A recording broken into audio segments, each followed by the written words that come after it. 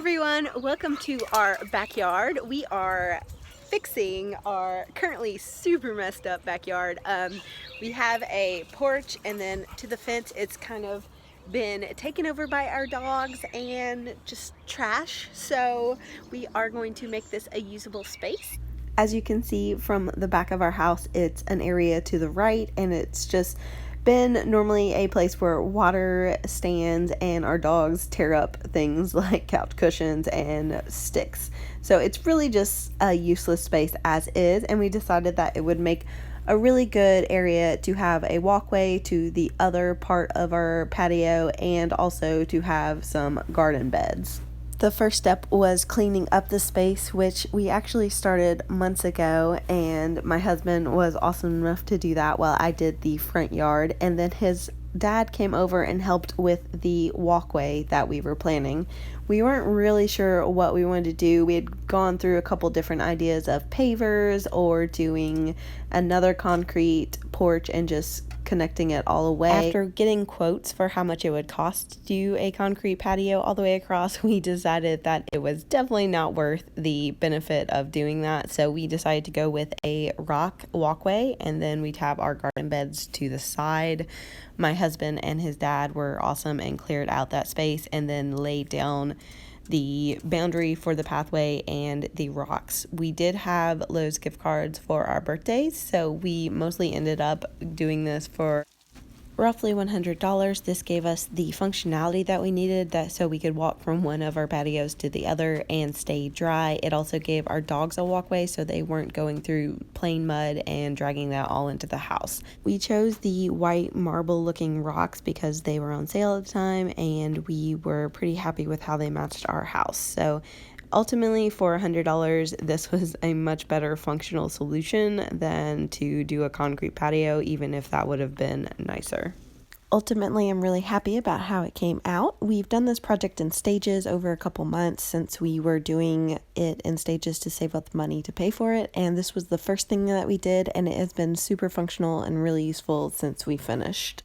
After finishing up the walkway, we moved on to making the garden beds. That was the second part of the backyard makeover that we wanted to do. So my husband got to finally break out his saws that he doesn't normally use, but we got as wedding gifts. So we bought the lumber for these, and he got out there and cut them and measured them and planned them out perfectly. I've been growing indoor plants and herbs for a while now, so I really wanted to do this garden project just to have a chance to grow a vegetable garden. I haven't had much experience with it, so I don't know that it's necessarily going to work out, but I knew I had to do garden beds that were raised because of our dogs and their lovely desire to dig into everything that they can find. So the raised garden beds were just the perfect option for us to keep the dogs out so that we'd be able to have a garden. And as you can see, they're pretty high up, so they're not something our dogs can easily get into unless they're really going at it. And so far, they really just ignore them. They lay around them, but they don't mess with them. I really wanted to get my garden going tomorrow, and it's supposed to be great weather, so I went ahead and got my plants today. I bought my plants at Lowe's, where I find it's usually the best prices. I got a variety of tomatoes, a variety of peppers, and a blueberry bush, which I'm super excited about.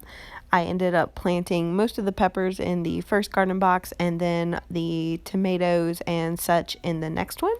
I did have one plant that wasn't doing so great as soon as it went in. These little peppers weren't doing well, but the others look like they've the peppers, I also got one pretty well, lettuce, and I'm pretty excited about I'll that. see how that works out. I've never tried to grow lettuce before, obviously. I also got zucchini and squash, which we eat a lot, and I figured that would be really good once those start producing and I can make stuff from those.